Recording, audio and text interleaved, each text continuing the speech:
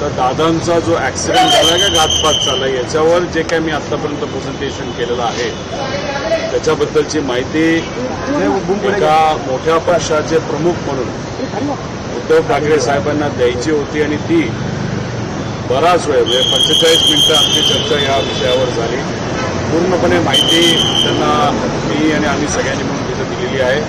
त्यांनी स्वतः मिळून सुद्धा बऱ्यापैकी अभ्यास त्या ठिकाणी या विषयाच्या बाबतीत केला होता. त्यांना विनंती केली की 9 तारखेपासून केंद्रात पार्लमेंटचं सेशन सुरू होत आहे. त्यामुळे त्या सेशनमध्ये आपल्या पक्षाचे खासदार दोन्ही हाऊसचे त्यांनी त्या ठिकाणी मुद्दा मांडावा. न्याय देण्यासाठी पारदर्शक पद्धतीने एन्क्वायरी कशी झाली पाहिजे. जे मंत्री आहेत आज देशाचे एव्हिएशन मंत्री त्यांच्या पार्टीचं आणि या VSRचं आतले संबंध त्या ठिकाणी असल्यामुळे न्याय देऊ शकणार नाही. त्यामुळे त्यांना त्या पदावर राहण्याचा कुठेही अधिकार नाही अशी भूमिका मी तिथं त्या ठिकाणी मांडली.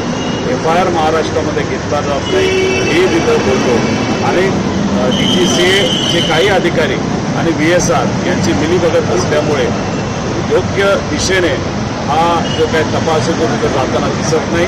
त्याच्याचबरोबर CBIकडे 18 दिवस झालं पत्र देऊन सुद्धा पण CBIने अजून सुद्धा हा विषय हातामध्ये घेतलेला नाही. त्यामुळे इन्व्हेस्टिगेशनला जी काही गती पाहिजे एक महाराष्ट्रातला मोठा नेता या ॲक्सिडेंटमध्ये त्या ठिकाणी आपल्यातून निघून गेलेला आहे पण तरी इन्व्हेस्टिगेशन त्या ताकदीने होत नाही.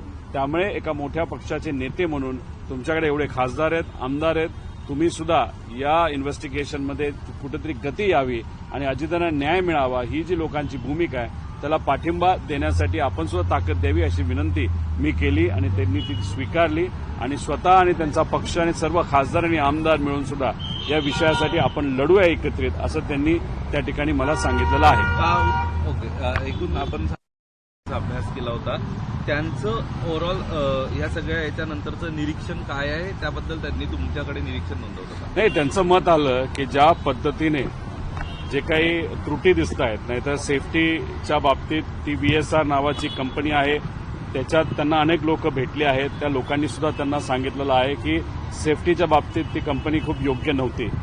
त्यांनी हेही सांगितलं की या VSR कंपनीच्या विविध विमानाच्या माध्यमातून आपण सगळ्यांनी मिळून कधी ना कधी ते त्या ठिकाणी प्रवास हा केलेला आहे. DGCAच्या बाबतीत सुद्धा त्यांना काही लोकांनी अधिकारी हे मिलीभगत आहे असं सुद्धा त्यांना तिथं सांगण्यात आलं.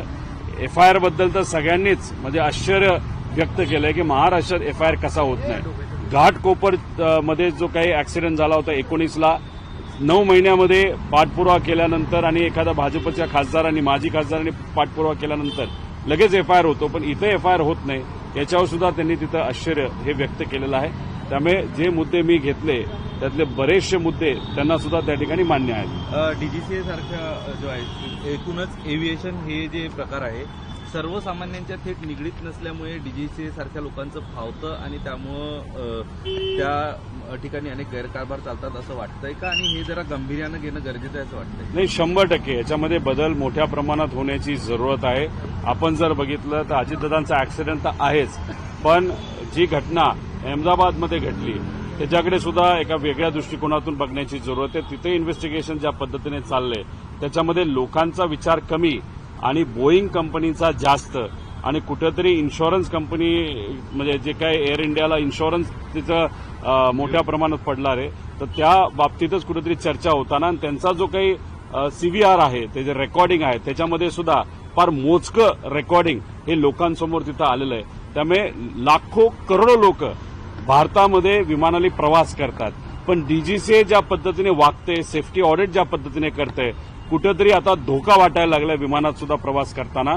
त्यामुळे त्या अनुषंगाने रिस्ट्रक्चरिंग जे पाहिजे आणि कुठेतरी एक शिस्त DGCAमध्ये जी आली पाहिजे आणि करप्शन जे मोठ्या प्रमाणात DGCAमध्ये ते कुठेतरी कमी झालं पाहिजे कारण शेवटी लोकांच्या सेफ्टीचा हा मुद्दा आहे.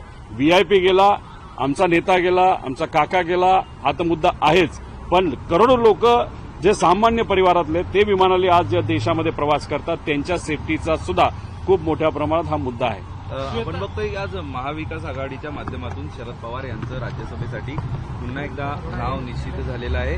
एकूणच मोठ्या प्रमाणात ओढाताण किंवा दावे प्रतिदावे केले जात होते या विषयावर उद्धव ठाकरे यांच्याशी काही चर्चा झाली तुम्ही आभार मानले का? आणि दुसरी गोष्ट तुमची प्रतिक्रिया काय असेल यात? एकच मुद्दा महत्वाचा आहे की काल सुप्रियाताई स्वतः आल्या होत्या, जयंत पाटील साहेब स्वतः आले होते. त्यांनी चर्चा करत असताना खासदारकीच्या बाबतीत चर्चा केली हे आपल्या सगळ्यांना तिथं माहिती आहे. मी इथं येऊन कुठेही राजकीय दुसरा कुठला मुद्दा घेतला नाही. फक्त आणि फक्त या इन्व्हेस्टिगेशनचा आणि अजितदादांच्या मुद्द्याला सोडून दुसरा कुठलाही मुद्दा आम्ही चर्चेत आणला नाही. सर एक महत्त्वाचा प्रश्न प्रकरणामध्ये भाजपचा एक नेता पुढे येतो आणि त्याच्यानंतर एफआयआर होते. तुम्ही सगळे खरं तर प्रयत्न या ठिकाणी करून झालेले आहेत. तुम्ही भाजपच्या त्याच नेत्याला कॉन्टॅक्ट करण्याचा प्रयत्न कराल का की या प्रकरणामध्ये देखील सगळी राजकीय सूत्र बाजूला ठेवून एक निष्पक्षपणे एफआयआर होणं गरजेचं आहे म्हणून? हे बघा, त्यावेळेस सुद्धा भाजपचं सरकार होतं, आता सुद्धा भाजपचं सरकार आहे. त्यावेळेस किरीट सोमय्या जे तिथं गेले होते ते भाजपचा एक नेता म्हणून गेले होते. फक्त फरक एवढाच आहे, मी आज विरोधातला एक कार्यकर्ता नेता आमदार तिथं आहे. त्याच्याचबरोबर तिथं असणारी जी कंपनी आहे ती लहान कंपनी होती ज्याच्या अगेन्स्ट तिथे एफआयआर झाला. आम्ही ज्याच्यासाठी लढतोय दादांना न्याय देण्यासाठी, ही व्हीएसआर नावाची कंपनी ती अतिशय ताकदवान कंपनी. अनेक मोठ्या नेत्यांची विमानं सुद्धा या कंपनीकडे चालवण्यासाठी तिथं देण्यात आलेली आहे. मोठे व्यावसायिकांची आहे. आणि बाकी तर मी तुम्हाला सांगितलं एव्हिएशन मंत्र्याचं कसं त्याच्यामध्ये आर्थिक आणि व्यक्तिगत रिलेशन आहे हे उघड उघड मी त्या ठिकाणी सांगितलेलं आहे. आणि डीजीसीएचे पण बरेचसे अधिकारी याच्यामध्ये अडकत आहेत. म्हणून ही जी केस आहे हे दादा मोठे नेते असले तरी याच्यामध्ये कुठेतरी व्हीएसआरला आणि डीजीसीएच्या काही अधिकाऱ्यांना वाचवण्याचा आणि अॅरो नावाच्या कंपनीला आणि अधिकाऱ्यांना वाचवण्याचा प्रयत्न पूर्णपणे हा कुठं ना कुठेतरी सरकारतल्या काही नेत्यांचा तिथं सुरू आहे असं आपल्याला म्हणावं लागेल. त्यामुळे घाटकोपर केस आणि या केसमध्ये कुठंही त्याच्यामध्ये फरक नाही. आणि त्यावेळेस सुद्धा अधिकार होता नागरिकांचा एफआयआर करून घेण्याचा आणि ड्युटी होती पोलिसांचे एफआयआर तिथं एक्सेप्ट करण्याचा. तोच अधिकार आता सुद्धा आम्हाला आहे. पण फक्त भेदभाव इथं राजकीय दृष्टिकोनातून केला जातो का कुठेतरी ह्याच्यात काहीतरी काळं आहे म्हणून एफआयआर करून दिला जात नाही अशी कुठेतरी शंका आमच्या सगळ्यांच्या मनामध्ये आहे. सरदार सिंग नावाच्या ज्या डीजीसीए मधल्या ज्या अधिकारी होत्या त्या नॉट रिचेबल आहेत आणि त्यांनी त्या सगळ्या परमिशन दिलेल्या होत्या, परंतु त्या कुठंच सापडत नाही. एअर इंडियाच्या प्रकरणामध्ये सुद्धा श्वेता सिंगचंच नाव येते आणि अजितदादांच्या प्रकरणामध्ये सुद्धा ऍक्सिडेंटमध्ये सुद्धा श्वेता सिंगचंच नाव येते. आणि फक्त श्वेता सिंग लेवलचेच लोक याच्यामध्ये इन्व्हॉल्ड आहेत असं नाही, वरिष्ठ लोक सुद्धा इन्व्हॉल्ड आहेत. अहो या व्हीके सिंगली व्हीएसआरच्या मालकाली वरिष्ठ अधिकारी डीजीसीए यांची घरं सुद्धा बांधून दिलेली आहेत. आता त्यांचा पगार किती त्या अधिकाऱ्यांचा आणि त्यांची घरं काय किमतीची याचा थोडासा अभ्यास तुम्ही त्या ठिकाणी करा. आता श्वेता सिंगला तिथं ठेवण्यासाठी 10 वर्ष तर ते अशा पदावर होते ज्याच्यावर कुठेही त्यांचे क्वालिफिकेशन बसत नाही. पण 5 वर्ष अजून वाढून देण्यासाठी डीजीसीएने खास जीआर हा श्वेता सिंगसाठी तिथं काढला. याच्यावरनं समजून घ्या श्वेता सिंगची पोच ही कुठल्या लेवलपर्यंत आहे. आणि ही एन्क्वायरी चालली आहे. त्या एन्क्वायरीच्या अधिकारीची नावं सुद्धा अजितदादांच्या या प्रिलिमिनरी रिपोर्टमध्ये दिली नाही. म्हणजे कुठं ना कुठेतरी काहीतरी काळं बेरा आहे, काहीतरी मूर्त आहे असं आमचं स्पष्ट मत आहे. श्वेता सिंग जे आहेत त्यांचे जे काही घरचे संबंध जे आहेत, मैत्रीचे जे संबंध आहेत, काही राष्ट्रवादीच्या बड्या नेत्यांच्या मुलींसोबत आहेत असंही कळतं. येऊ द्या, ज्याचं नाव बाहेर यायचं त्यांचं येऊ द्या. आम्ही कुठंच काय नाही, कोणाचा मित्र, कोणाची मैत्रीण, कोणाचं काय रिलेशन, कोणाचे नातेसंबंध, कोणाची सून, कोणाचं काही असलं तरी आमचा नेता गेलाय. त्यामुळे ज्याच्याकडे जी जी काय माहिती आहे ती बाहेर येऊ द्या. पण एक विषय तुम्ही समजून घ्या की इथं विरोधाचं साधा एफआयआर घेतला जात नाही. त्यामुळे सत्तेतले लोकच कुठेतरी श्वेता सिंगला वाचवतात असं आपल्याला म्हणावं लागेल. अधिकाऱ्यांना वाचवतात आणि व्हीएसआरला वाचवतात.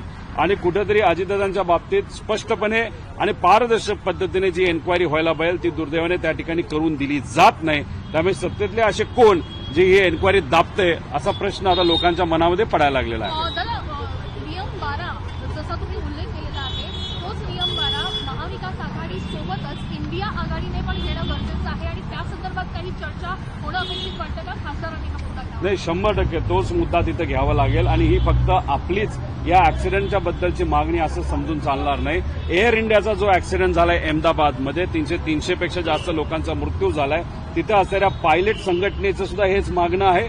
आणि तिथे असणाऱ्या जे काही नातेसंबंध आहेत ज्यांची लोक त्याच्यामध्ये मृत्युमुखी पडली त्यांचं सुद्धा ही मागणी आहे. त्यामुळे 12च्या अंतर्गतच या दोन्ही एन्क्वायरी तिथं झाल्या पाहिजेत. कारण का त्याच्यामध्ये व्यापकता मिळते, त्याच्यामध्ये वेगळा कंट्रोल मिळतो आणि एक कमिटी फॉर्म केली जाते, त्याच्यातून लोकांना बोलवलं जातं, एन्क्वायरी केली जाते. रूल 11च्या अंतर्गत आपण बघितलं तर घरच्या घरी कुठेतरी एन्क्वायरी केली जाते. म्हणजे आपल्या मित्रांचीच एन्क्वायरी आपण करायची ना आपल्याच मित्रांना वाचवायचं असा 11 रूल म्हणतो. आणि 12 रूलच्या अंतर्गत आपल्याला एक व्यापक एन्क्वायरी याच्यामध्ये करता येईल. आणि हा फक्त दादांचा विषय नाही, तर एअर इंडियाचा ऍक्सिडेंट जो अहमदाबादला झाला त्याच्यामध्ये सुद्धा 12च्या अंतर्गत एन्क्वायरी केली. तर मग या लेवलला ही एन्क्वायरी जाईल की विमान घ्यायला कुणी सांगितलं होतं, त्यावेळेस कोण अधिकारी होता, कोण मंत्री होता, खरंच कुठं हे पाणी मुरलं आणि ते पाणी मुरलं म्हणून 10-12 वर्षानंतर हा ऍक्सिडेंट झाला, अशा लेवलपर्यंत सुद्धा त्याच्यामध्ये काही आपल्याला फाइंडिंग्स हे मिळू शकतात. व्हीएसआर कंपनीकडे मेंटेनन्सचं लायसन असल्याचा त्यांनी गैरफायदा घेतलाय का, असं एक म्हणायचं आहे. आणि दुसरा यातला एक प्रश्न असा की या संबंधित जे इंजिनियर्स होते